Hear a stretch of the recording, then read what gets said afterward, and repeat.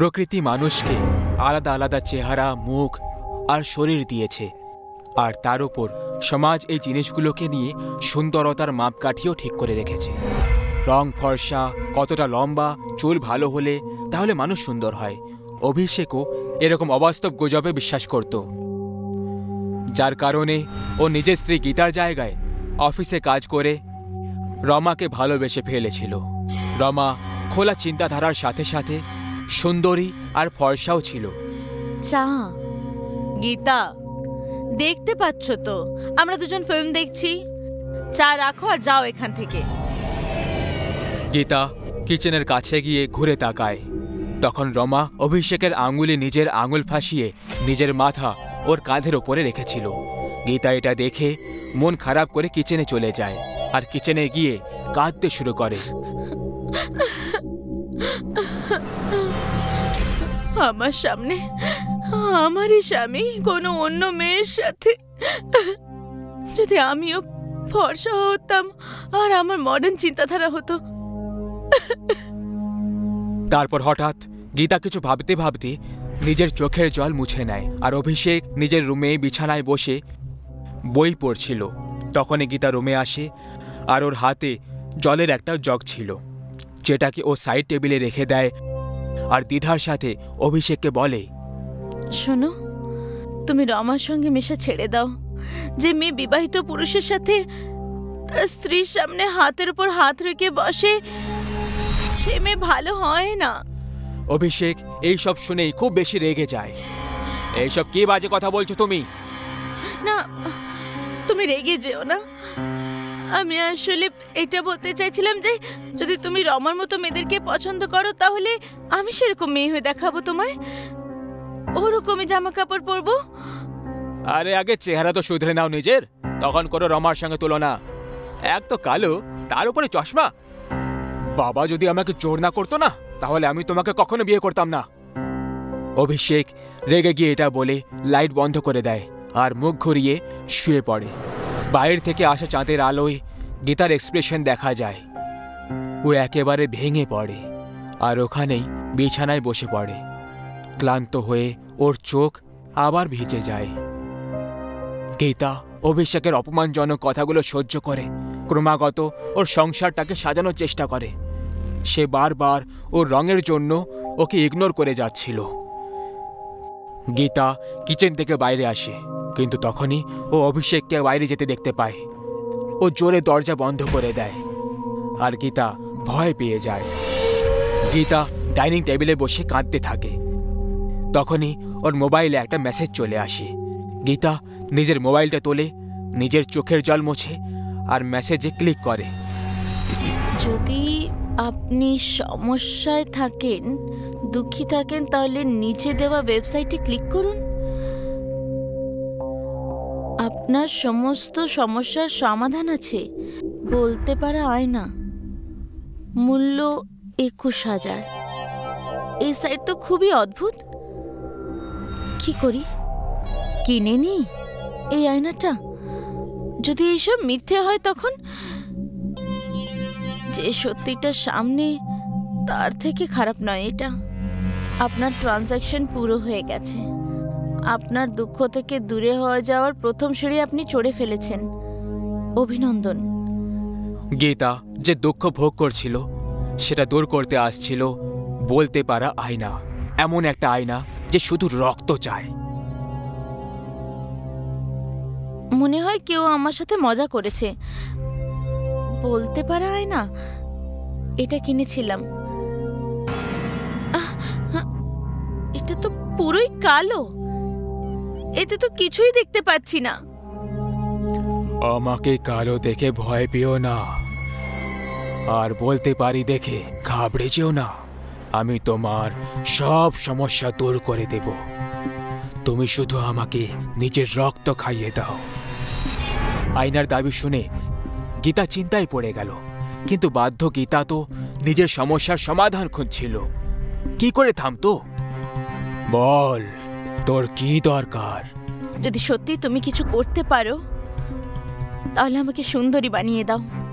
যেমনটা তোমার আদেশ, কিন্তু প্রত্যেক দিন একটু একটু করে ফর্সা করব।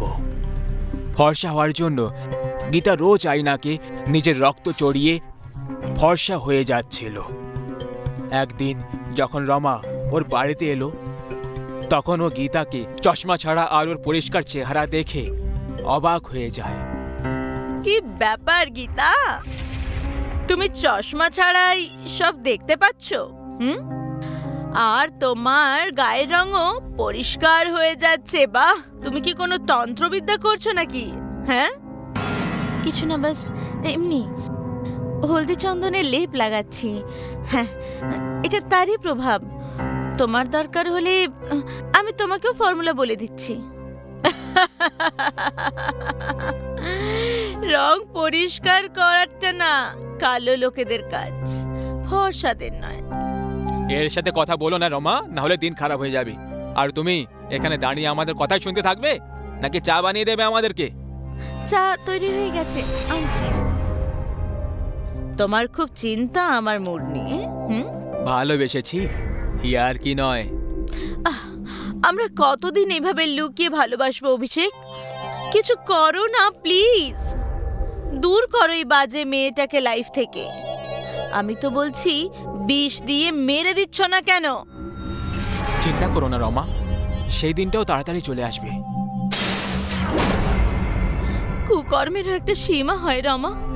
যেদিন থেকে বিয়ে হয়েছে সেদিন থেকে তোমাদের দুজনকে সহ্য করছি, কিন্তু আর না। অন্যদের মনের সাথে খেলা করার জন্য তোমাদের মতো হরামিদেরকে ভয়ঙ্কর শাস্তি পাওয়া উচিত। আর সেই শাস্তি আমি তোমাদের দুজনকে দেব। তোমার সাহস কি করে হলো এইসব বলার? বলতে পারায় না। আমার সমস্যা আর দুঃখের কারণ এরাই দুজন। শেষ করে দাও এদেরকে। যেমনটা তোমার আদেশ।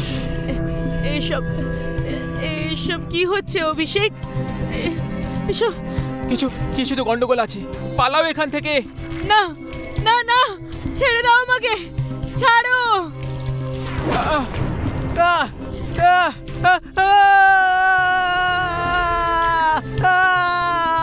আজ আমি মুক্ত হয়ে গেলাম আমি।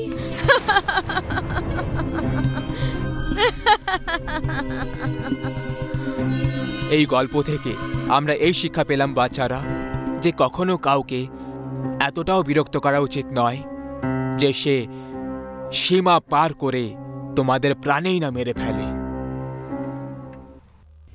আমার প্রিয় বাচ্চারা, ইতিহাস দেশের হোক বা বিদেশের, সেটাই সম্পত্তি হয় যার গোড়ায় আমাদের অস্তিত্ব লুকিয়ে আছে, আমাদের আজ লুকিয়ে আছে।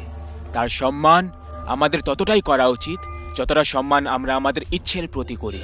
যদি এরকম না হয় তাহলে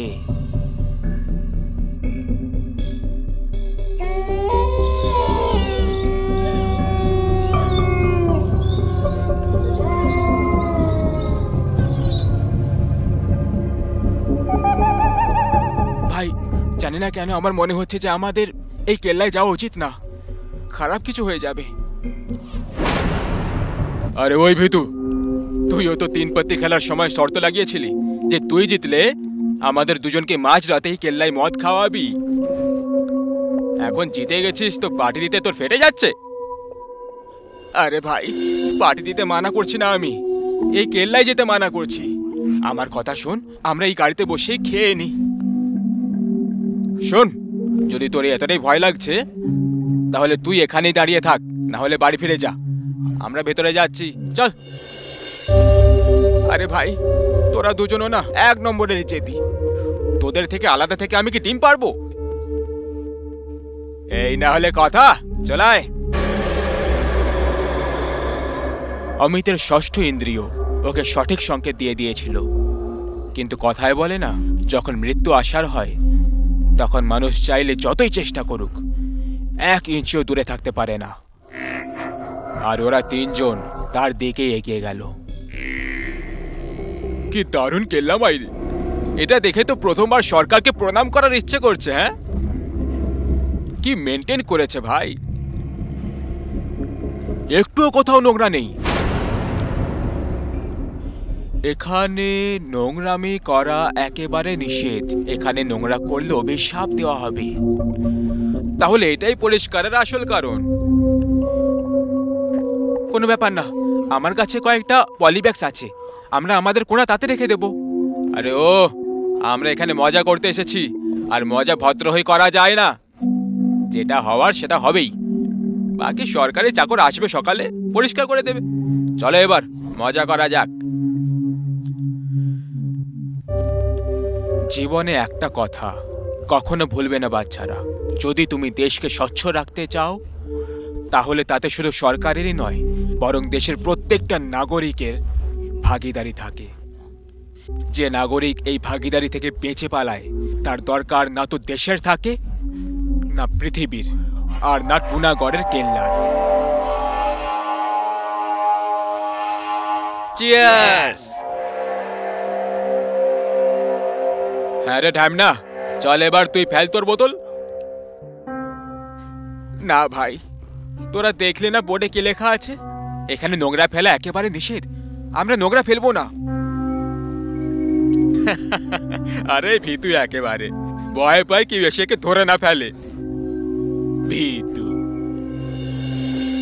এই, আমি ভীতু নয় বুঝলি, কিন্তু ওই বোর্ড। আরে ঠিক আছে, এখন বোঝাতে হবে না, তুই ভীতু এটাই সত্যি। আমি ভীতু নই। তোরা দুজন বোতল ছুঁড়েছিলি তো, এই দেখ এবার আমি কি করি। আমি এইসব করতে পারি। এই দেখ, আরো দেখ, এইটা দেখ। ও অহংকারী মানুষ, তুই আর তোর বন্ধুরা মিলে এই কেল্লার নিয়মটাকে ভঙ্গ করেছিস। এখানে প্রত্যেক জায়গায় লেখা আছে যেখানে নোংরা ফেলা নিষেধ, তাহলে কেন করলি? এটা কি হচ্ছে ভাই? আর এই মূর্তি কথা কি করে বলছে? আর এটা চলছে কি করে? আরে আমি তো কিছুই বুঝতে পারছি না। কিন্তু আমি সব কিছু বুঝতে পেরে গেছি। টুনাগড়ের কেল্লায় নোংরা ফেলার জন্য তোমাদের সবাইকে মৃত্যুর শাস্তি শোনানো হচ্ছে।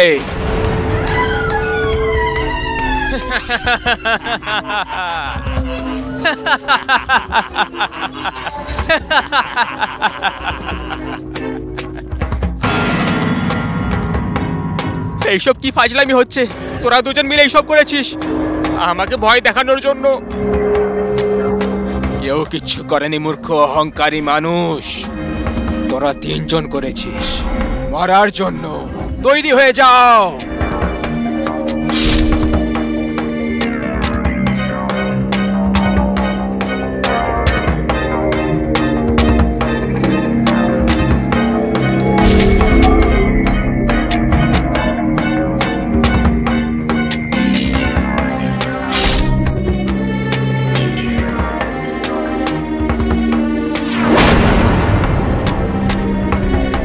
না না, আমাকে মৃত্যুর দণ্ড দিও না। আমি মরবো না।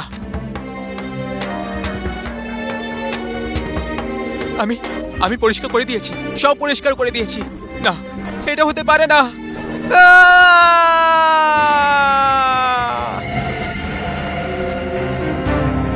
তাই আজকের পরে কোনো কেল্লায় গিয়ে নোংরা ফেলার আগে এটা ভেবে নিও, যদি ওই কেল্লা টুনাগড়ের মতো পরিষ্কারকে পছন্দ করে তাহলে তুমিও মৃত্যুর শিকার হতে পারবে।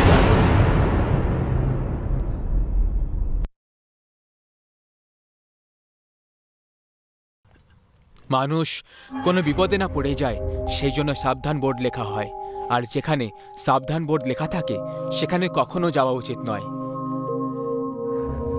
একটা গভীর অন্ধকার রাত ছিল। একটা ঝাড়ের ভেতর থেকে ভয়ঙ্কর আওয়াজ আসে। তখনই ঝাড়কে চিরে একটা ভয়ঙ্কর চেহারাওয়ালা বুড়ি ডাইনি বাইরে বেরিয়ে আসে।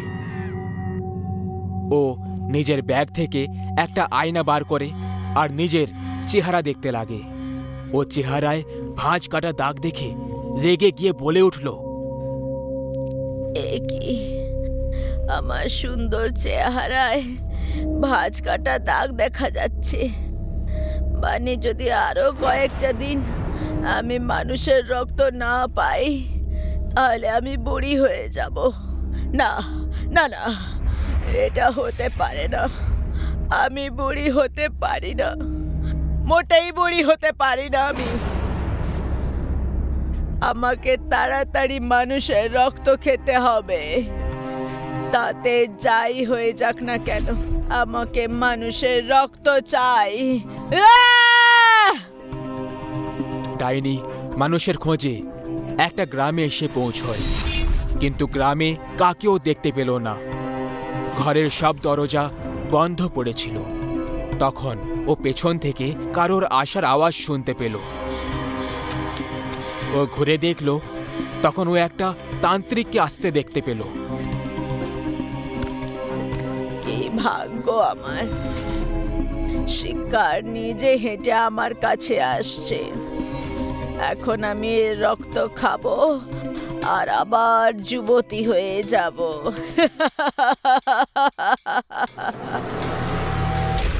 দাঁড়াও, আমার খিদে না মিটিয়ে এত তাড়াতাড়ি কোথায় চলে যাচ্ছ? দাঁড়িয়ে যা ডাইনি, আর এই গ্রাম থেকে দূরে চলে যা, না হলে আমি তোকে মোটেই ছাড়বো না।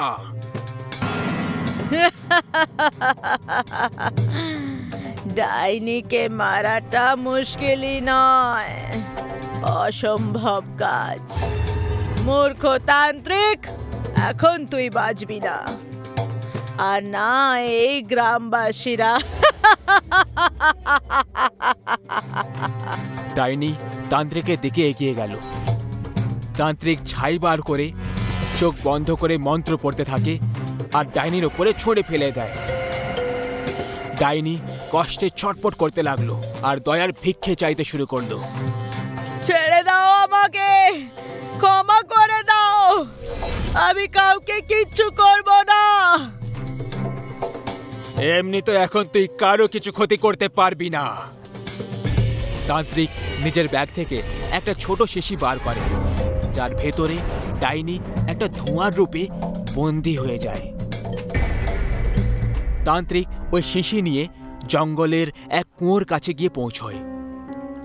আজকের পর তুই এই কুয়োতে বন্দী থাকবি, যতক্ষণ কেউ তোকে এখান থেকে বার না করে দিচ্ছে।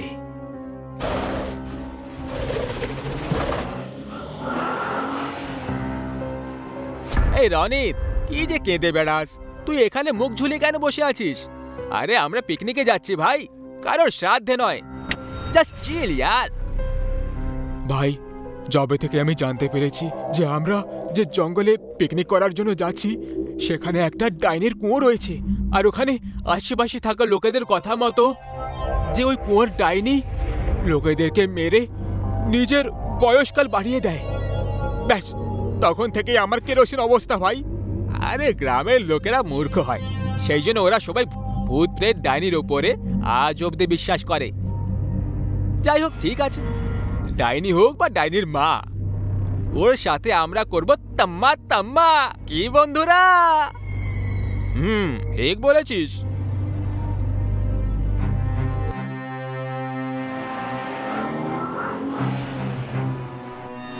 রনিতের কথাগুলো একদম সত্যি ছিল, কিন্তু ওর বন্ধুরা ওর কথাগুলোর মজা উড়িয়ে খুব বড় ভুল করে ফেলেছিল। এরকম করে সবাই আজকে নিজেদেরকে একটা খুব বড় বিপদে ফেলে দিয়েছিল। জল শেষ হয়ে গেছে, আমি জল নিয়ে আসছি। ভিকি জলের সন্ধানে ঘন জঙ্গল পার করে এগিয়ে চলেছিল। তখনই ও সামনে একটা খুঁটিতে অনেকগুলো বাদুড়কে ঝুলে থাকতে দেখতে পায়, আর তারপর ওই সব বাদুড়গুলো ওখান থেকে যেই না উড়ে চলে গেল, ভিকি ওখানে একটা বোর্ড ঝুলে থাকতে দেখল। বোর্ডে লেখা ছিল সাবধান, ডাইনির কুয়ো, এই কুয়োর কাছে যাওয়া একেবারে নিষেধ। আজ পৃথিবী কোত্থেকে কোথায় পৌঁছে গেছে, কিন্তু এই গ্রামের লোকেরা এখনো ভূত প্রেতের কথায় আটকে রয়েছে। ভগবানই জানে এই গ্রামের লোকগুলোর মাথায় কবে বুদ্ধি হবে। ভিকি একটা গাছের ডাল ভাঙে, সেটা বোতলে ভেঙে তার সাহায্যে কুয়ো থেকে জল বার করতে লাগলো। তখনই ওর কানে খুব ভয়ঙ্কর চিৎকারের আওয়াজ শুনতে পেল। ভিকি আওয়াজ শুনে ভয় পেয়ে যায় আর এদিকে ওদিকে তাকাতে লাগলো, কিন্তু চারিদিকে শুধু গাছপালা আর বন জঙ্গল ছাড়া কিছুই দেখতে পেল না। ভিকি ঘাবড়ে গিয়ে কে কে আছে ওখানে? মনে হচ্ছে কোনো বাচ্চাকেই কুয়োতে ফেলে দিয়েছ হবে।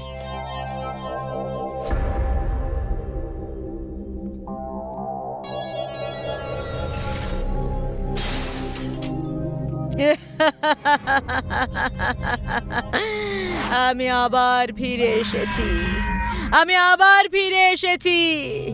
দেখ তান্ত্রিক, আমি আবার ফিরে এসেছি। ওর পেছনে কি হচ্ছে সেটা না জেনে ভিকি জলের বোতল নিয়ে সামনে কারের দিকে এগিয়ে গেল।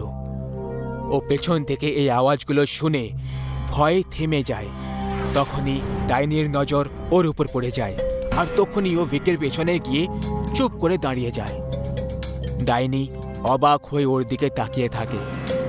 ভিকি অনুভব করে ফেলল যে কেউ ওর পেছনে এসে চুপ করে দাঁড়িয়ে আছে।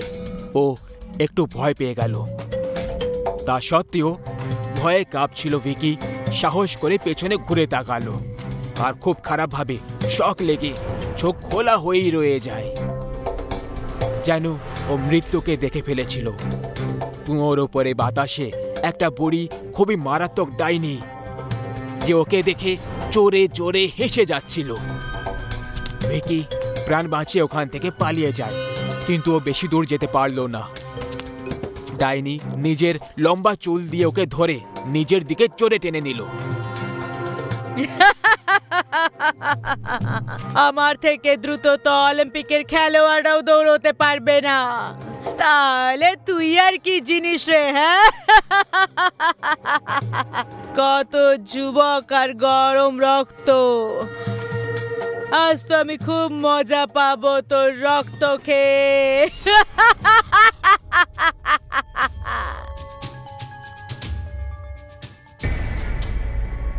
ভগবানের জন্য আমাকে ছেড়ে দাও, আমাকে মেরো না।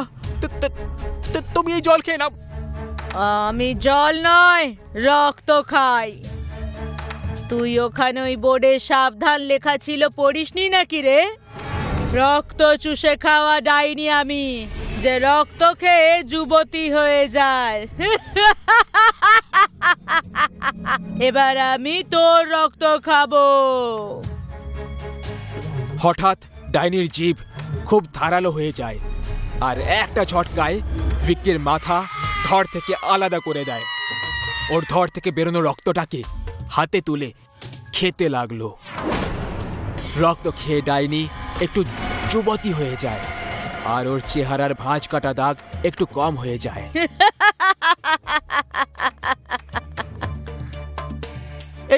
এই ভিকি কোথায় মরে গেল ভাই? অমিত, মনে হচ্ছে ওই জঙ্গলের ঝাড়ে কিছু আছে। ওই ঝাড়টা খুব জোরে জোরে নড়ে যাচ্ছে। অমিত ওই দিকে তাকিয়ে দেখল, ঝাড়টা একটু নড়াচড়া করছিল না। ও বলল, কোথায় নড়ছে? ওখানে তো কিছুই নেই। ভয় পাস না, বাতাসে নড়ছিল হয়তো। কিন্তু বাতাস তো একটুও বইছে না। দেখ, একটাও পাতা নড়ছে না। ভাই, তুই খুব বেশি ভয় পাস। কোনো জন্তু হবে, আমাদের দেখে ভয় পালিয়ে গেছে। তুই টেনশন নিস না, চল চিল মারে আর। কিন্তু রনি তো টেনশন নিয়ে ফেলেছিল। বাঁচাও, বাঁচাও, বাঁচাও, বাবা বাঁচাও।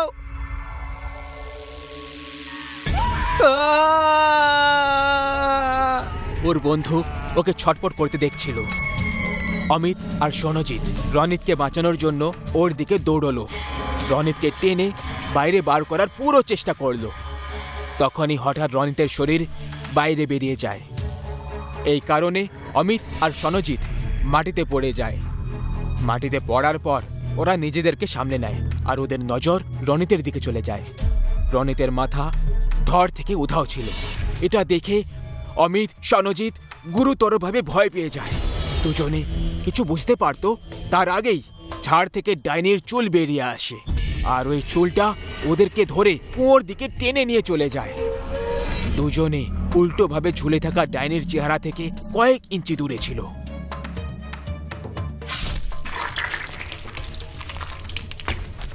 আজকের এই খাবার খেয়ে আমি খুব খুশি। মানুষ যদি কোনো সাবধানের বোর্ড দেখেও না দেখতে পায় তাহলে তারা তাদের মৃত্যুকে নিমন্ত্রণ করে।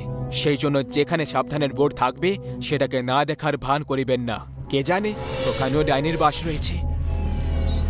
আছে আর কোন বাপের ছেলে যারা এই সাবধান বোর্ডকে অবমাননা করে আমার কুয়োর কাছে আসতে চায়?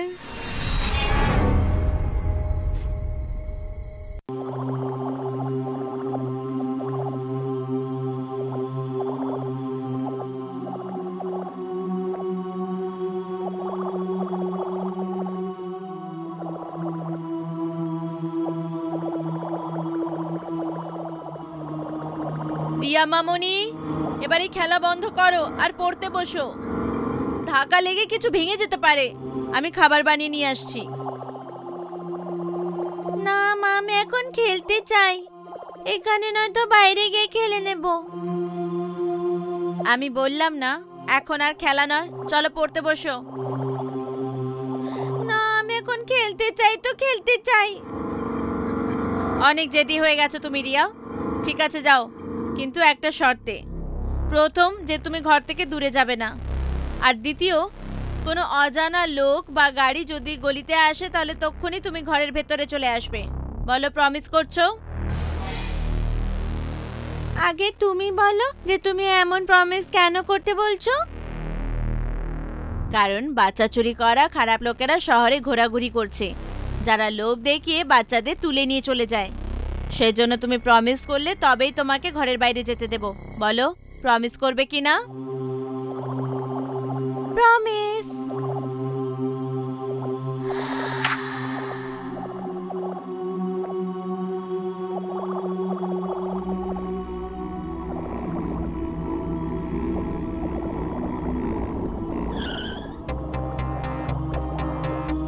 কালো ভ্যান?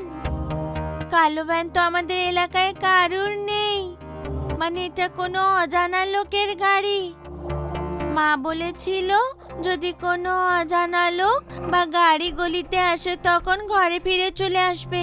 কিন্তু যদি আমি এখনই ঘরে চলে যাই তাহলে খেলবো কখন? মা নিশ্চয়ই বাচ্চা তুলে নিয়ে যাওয়ার মিথ্যে গল্প শুনিয়েছিল হবে, যাতে আমি ভয় পেয়ে ভেতরে চলে যাই। বাদ দে সব, হবে কেউ?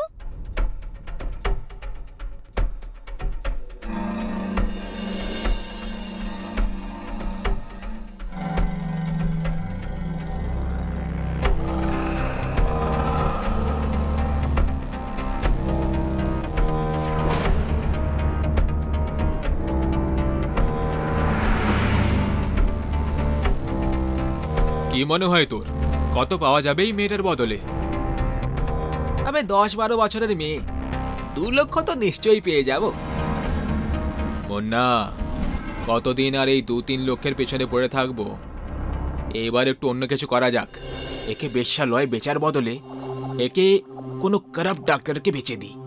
কিডনি, চোখ, কান, লিভার মিলিয়ে অন্তত 10 লক্ষ তো সহজেই পাওয়া যায়। তুই কি করে জানলি? গত মাসে জেলে খোঁড়া গ্যাংয়ের লোককে মনে আছে? আব্দুল, সেই বলেছিল। কিন্তু খারাপ ডাক্তারকে কোথায় খুঁজবো?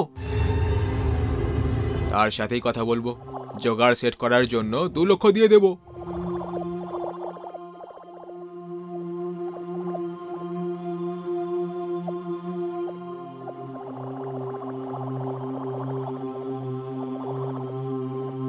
রিয়া, এসে গেলে হাত মুখ ধুয়ে নাও, খাবার তৈরি হয়ে গেছে। এই মেয়েটাও না পড়াশোনায় একটু মন নেই, সব সময় খেলা আর খেলা।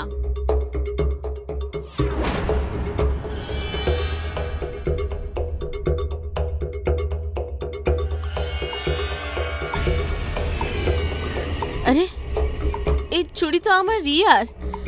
রিয়া!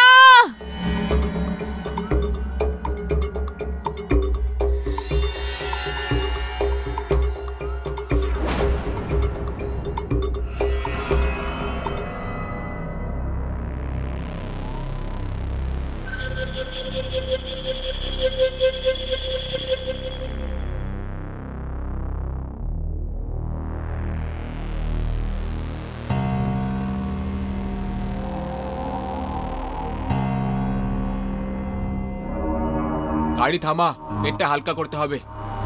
ঠিক সময় থামালেই তুই, আমারও প্রেশার লাগছে ভাই। এর হাত পা বেঁধে দিই?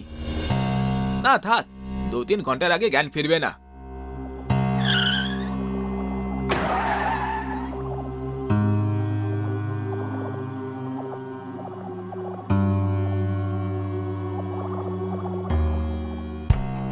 আরে ও পালিয়ে যাচ্ছে, ধর ওকে।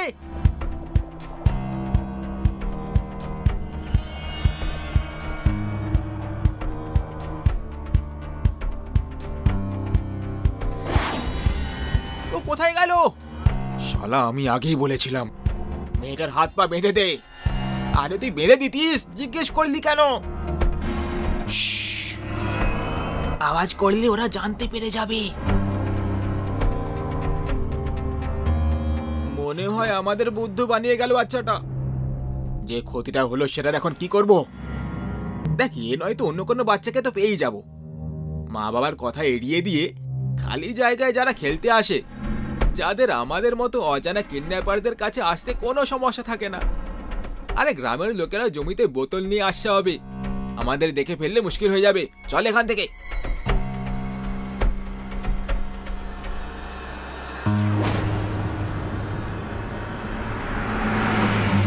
তুমি ঠিক আছো? আমি ঠিক আছি, কিন্তু তুমি কে? আমার নাম সোনু, তোমার নাম রিয়া, তাই না? তুমি কি করে জানলে? কারণ তোমার আর আমার মধ্যে একটা পার্থক্য আছে। কেমন পার্থক্য? এটাই যে তুমি কিডন্যাপারদের হাত থেকে জানতু বেঁচেছো, কিন্তু আমি বাঁচতে পারিনি। যারা আমাকে কিডন্যাপ করেছিল ওরা আমাকে অজ্ঞানের ওষুধ একটু বেশি শুকিয়ে দিয়েছিল, আর তাই আমি মরে গেছিলাম। পাগল নাকি? যদি তুমি মরে গেছো তাহলে আমার সামনে কি করে আছো? আমি জানি যারা মরে যায় তারা জীবন্ত লোকের সাথে দেখা করতে পারে না। যারা মুক্তি পায় না সেই মৃতরা সামনে থেকে দেখা দেয়। আচ্ছা, তোমাকে কোথা থেকে কিডন্যাপ করেছিল? একটা নির্জন সড়ক থেকে, রাতের বেলায়। মা আমাকে বাড়ি থেকে দূরে সাইকেল চালাতে মানা করেছিল, কিন্তু আমি শুনিনি। আমি সাইকেল চালাতে চালাতে দূরে চলে গেছিলাম।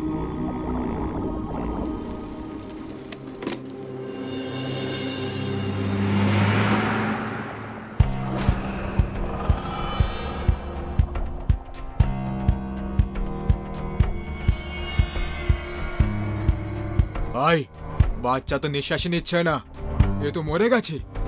শালা, তুই এইবারে অজ্ঞানের ওষুধ মিশিয়ে দিয়েছিলি হবে। এই মাসে 3 বার তুই একই ভুল করেছিস। এভাবেই চলতে থাকলে আমাদের ব্যবসা বন্ধ হয়ে যাবে একদিন। ফেলে দে ওকে বাইরে, আর সাইকেলটাও ফেলে দে।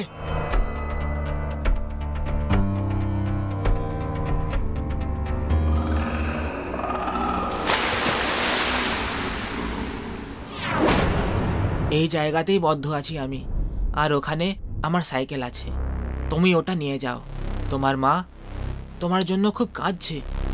তুমি কি করে? বলেছিলাম না, যারা মরে যায় তারা জীবিতদের ব্যাপারে সব কথা এমনিই জানতে পেরে যায়। যাও এবার। মরার আগে তোমার বাড়ি কোথায় ছিল?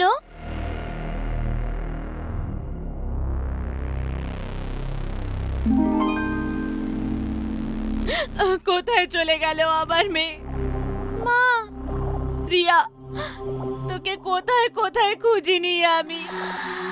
সরি মা, এখন থেকে আমি তোমার সব কথা শুনবো আর তোমার শিক্ষা মেনে চলবো। ঠিক আছে রিয়া, ঠিক আছে, কিন্তু তুই কোথায় চলে গেছিলি? আমাকে কিডন্যাপ করে নিয়েছিল মা, কিন্তু সোনু আমাকে বাঁচিয়ে নিয়েছে। সোনু কে রিয়া? আপনি কে? আন্টি, আমি জানি সোনু কোথায় আছে।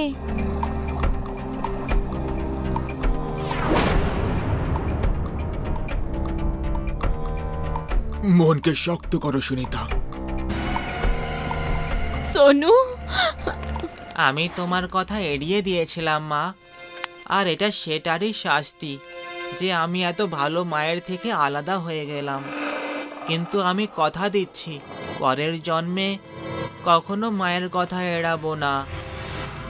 না সকালে না রাত্রে ঘর থেকে দূরে খেলতে যাব না, আর না অজানা লোকেদের সাথে কথা বলবো। আমি সেখানেই যাব যেখানে আমি পুরোভাবে সুরক্ষিত থাকব। আসছি মা।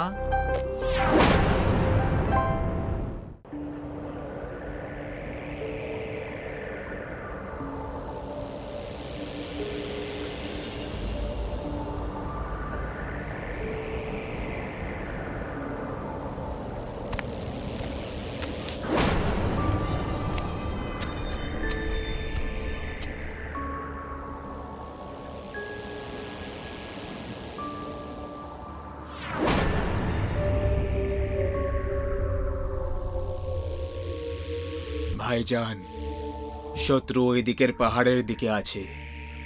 চলুন এই হাতিয়ারগুলোর সব লোহা শত্রুদের বুকে মেরে ওদের জাহান্নুমের ভ্রমণ করিয়ে দিই।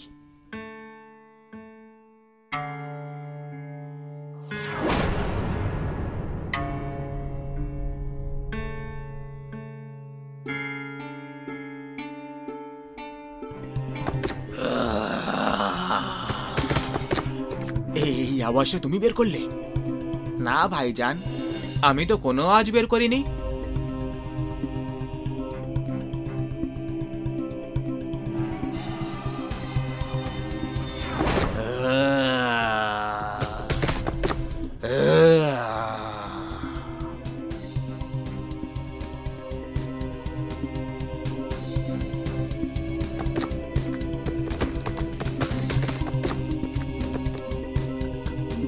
কে ওখানে? কে ওখানে? সামনে এসো, সামনে এসো, তাহলে গুলি চালিয়ে দেবো।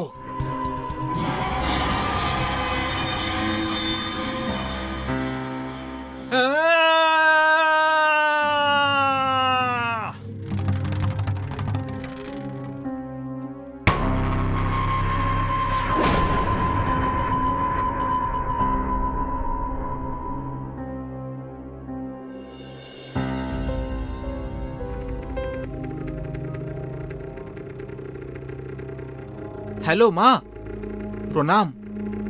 আরে তুমি তো অনেকদিন বাঁচবে মা। আমি তোমারই কথা মনে করছিলাম। আগে হ্যাঁ, আমি পরের সপ্তাহে ছুটি পেয়ে যাব। আমি বাড়ি আসবো। হ্যাঁ মা, পাক্কা আসবো। রাখছি, বেস ক্যাম্প যাচ্ছি মা। তোমাকে রাতে কল করছি। প্রণাম।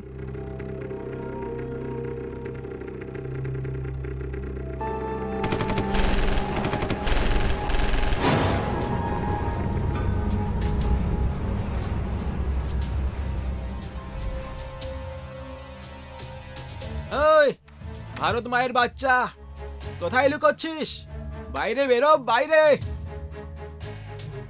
আমরা তো শুনেছিলাম ভারত মায়ের সৈনিকরা খুব বাহাদুর হয়, কিন্তু তুই ভীতু বেরোলি যে ইঁদুরের মতো গর্তে লুকিয়ে আছিস। গর্তে আমরা নয়, তোমরা লুকোতে চাও, সেই জন্য লুকিয়ে পেছন থেকে আক্রমণ করো। যদি বাহাদুর হতে তাহলে সামনে থেকে ঘাত করতে। যদি এরকমই হয় তাহলে একবার বাইরে চলায়, তারপর আমরা সামনে থেকেই ঘাত করব। মনে হয় সৈনিক ভয় পেয়ে গেছে। আমি হিন্দুস্তানি সিংহ, আর সিংহ কখনো নেকড়ের থেকে ভয় পায় না। যদি বাইরে চলে আসি তাহলে তোমাদের সবাইকে কুচলে ফেলবো। আরে বাবাজি, বাইরে আয় তো একবার, দেখা যাবে কে কাকে কুচলে দেয়। আর এই ভাষণ দেওয়া বন্ধ কর। তুই একা আছিস আর আমরা 3 জন। তোর মৃত্যু নিশ্চিত। যদি বাঁচতে চাস তাহলে নিজের প্রাণের ভিক্ষে চা আমাদের কাছে। কুকুরের বাচ্চা, আমরা ভারত মায়ের সৈনিক। তোমাদের মতো আতঙ্কবাদী 3 জন হোক বা 300 জন, আমরা কারোর থেকে ভয় পাই না।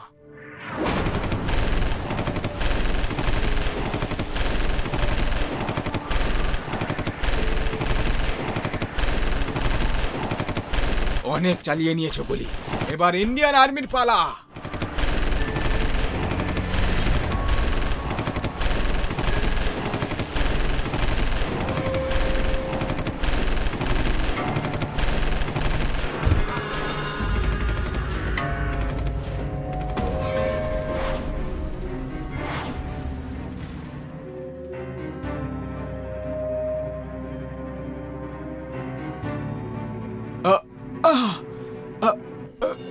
আপনি কে? আর এখানে কি করছেন? খোকা, আমার নাম মকসুদ। এটা আমারই বাড়ি। মিথ্যে! এই বাড়ি তো কবে থেকে খালি পড়ে আছে। এখানে এখানে কেউই থাকে না। তুমি ঠিক বলেছ খোকা, এই বাড়ি অনেক বছর ধরে খালি পড়েছিল, কারণ আমি বাড়ি ছেড়ে চলে গেছিলাম, কিন্তু এখন আমি ফিরে চলে এসেছি। আপনার আইডি দেখান।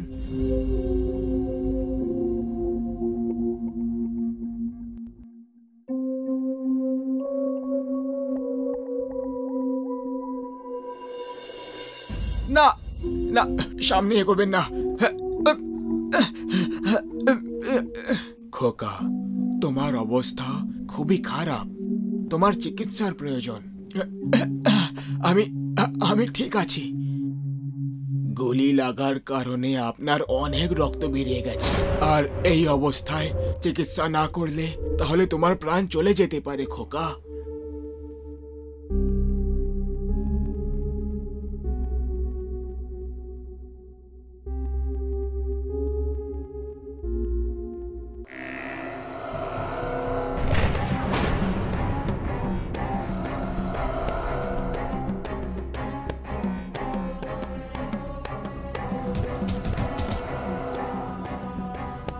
দাঁড়াও, ওকে ওকে গুলি লেগেছে, ওকে মেরো না। চুপ কর বুড়ো, তোর মতো লোকেদের জন্য আমরা কাশ্মীরটাকে হাতের মুঠোয় করতে পারছি না। আমাদের সম্প্রদায়ের নাম বরবাদ করছিস। তোর নাম কি বল? মকসুদ। এবার চুপচাপ এখানেই বসে থাক, না হলে ওর আগে তোকে মরতে হবে। আর সৈনিক, শুনেছে হিন্দুস্তানি সেনাবাহিনী আমাদের শেষ করে দেওয়ার প্ল্যান বানাচ্ছে। বল তোদের প্ল্যানটা কি?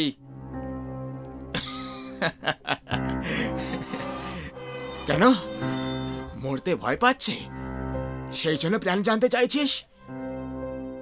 মরার ভয় আমাদের নয়, তোর হওয়া উচিত সৈনিক। তাড়াতাড়ি বল এবার তোদের প্ল্যানটা কি, নাহলে তোর শরীরে গুলি মেরে গর্ত করে দেব। মারতে হলে আমাকে মেরে দাও, কিন্তু আমি কিচ্ছু বলবো না তোমাদের। দেশের সাথে বিশ্বাসঘাতকতা করা তোমাদের দেশে হতে পারে, কিন্তু আমাদের দেশের আর্মি করে না। তুই যা চাস বলে নে সৈনিক, বলতে তো তোকে হবেই। তাতে তুই এটাকে গদ্দারি বল অথবা প্রাণের দাম। বল তোদের প্ল্যানটা কি? বললাম না, মরতে হলে মরে যাব, কিন্তু দেশের সাথে বিশ্বাসঘাতকতা করব না। যদি তাই হয় তাহলে তোর সাথে এটাই হবে।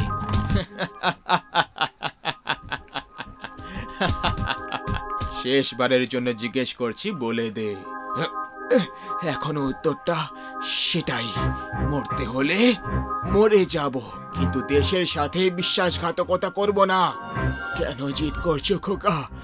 বলে দাও এদের, না হলে এরা তোমাকে সত্যি মেরে ফেলবে। যদি মরতে ভয় পেতাম কাকা, তাহলে দেশ রক্ষা করার দায়িত্ব কখনো নিতাম না। যতক্ষণ বাঁচবো দেশের জন্য বাঁচবো। বাহ খোকা বাহ, আমাদের গর্ব সেই মায়ের ওপর যে তোর মতো ছেলেকে জন্ম দিয়েছে। আবে ও নিজের ধর্মের শত্রু বুড়ো, বন্ধ করো হিন্দুস্তানি সৈনিকের সুনাম করা। আর এটাই আমাদের শেষ ওয়ার্নিং। আমার ছেলেও তোমাদের মতোই আর্মি অফিসার ছিল, রিজওয়ান শেখ। দেশের জন্য একাই 10 জন জঙ্গিকে মেরেছিল, কিন্তু একদিন একটা সন্ত্রাসীর দল এসে ওকে হত্যা করে দিল। মানে তুই আমাদের শত্রুর বাবা? শত্রু আমি নই, তোমরা সবাই যারা আমাদের দেশ হিন্দুস্তানকে শেষ করার স্বপ্ন দেখছো। কিন্তু যতক্ষণ আমাদের মতো দেশভক্তই মাটিতে থাকবো, তোমাদের মতো লোকেরা হিন্দুস্তানের শান্তি কখনো ভঙ্গ করতে পারবে না। মনে হচ্ছে বুড়োটা পাগল হয়ে গেছে। পাগল আমি নই, তোমরা যারা কয়েক টাকার জন্য অসহায় নির্দোষ অস্ত্রহীন লোকেদের মারার জন্য হাতিয়ার হাতে তুলে নাও। ধর্মের নামে লোকেদের ভ্রমিত করে দিয়ে ওদেরকে আতঙ্কের রাস্তায় ঠেলে দিয়ে ইসলাম ধর্মকে বদনাম করতে থাকো।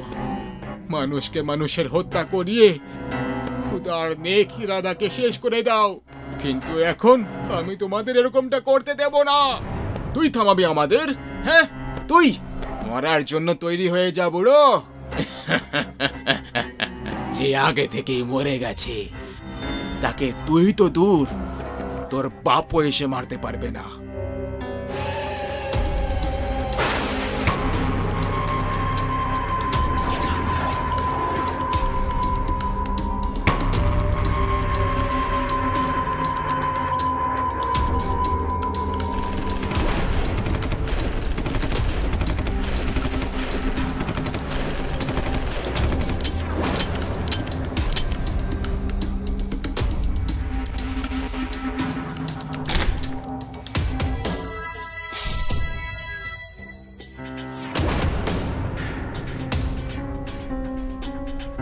দেশের খেয়াল রেখো।